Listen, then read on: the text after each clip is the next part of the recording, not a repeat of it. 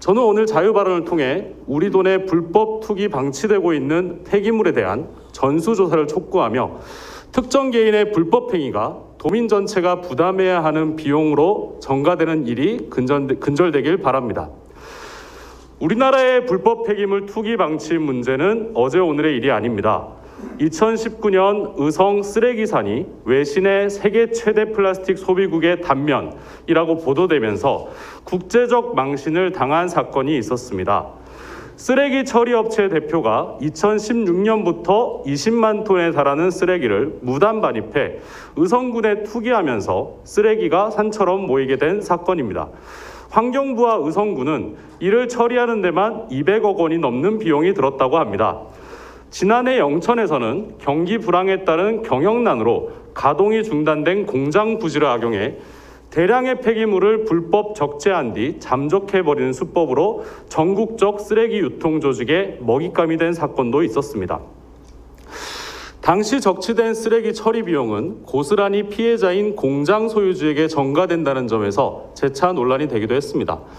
의성 사건 이후 환경부가 2019년 전국 불법 방치 폐기물 현황을 조사한 결과 120만 톤의 불법 폐기물이 적발되었습니다. 2019년 전수조사 이후 추가로 발생한 불법 폐기물은 43만 톤이 넘는다고 합니다. 이러한 불법 폐기물들이 투기되는 장소들을 살펴보면 공통적으로 언급되는 곳들이 있습니다. 폐공장, 농지, 그리고 공터. 과연 우리 경남은 불법 투기 방치 폐기물로부터 안전한 지역일까요? 지난해 한 트럭 기사가 90년대 초반 한일합성 공장 철거 과정에서 발생한 건설 폐기물 10만 톤을 창원, 함안 지역 논밭, 공터에 무단 매립했다는 양심 선언을 한 바 있습니다.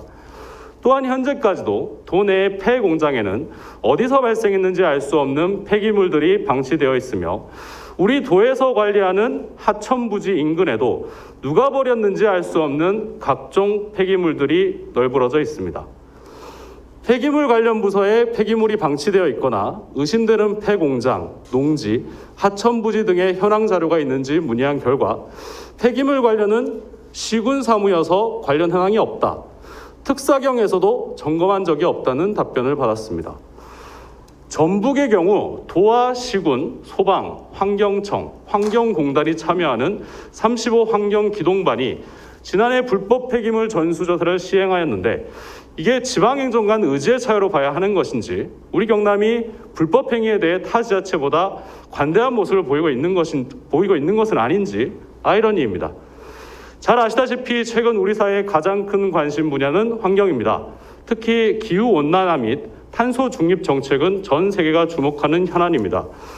변화하고 있는 패러다임 속에서 경제적 실익이 아무리 크더라도 환경을 도외시한 일은 반드시 근절해야 하는 세상이 도래했습니다. 경남도의 폐기물 무단 투기 근절을 위해 경남도와 18개 시군이 협력하여 촘촘히 점검해 주시기 바랍니다. 또한 관련 정책들을 시군 사무로만 넘기지 마시고 도에서부터 강력하게 추진해 주시기를 촉구하면서 저의 오은 발언을 마치겠습니다. 끝까지 경청해 주셔서 감사합니다.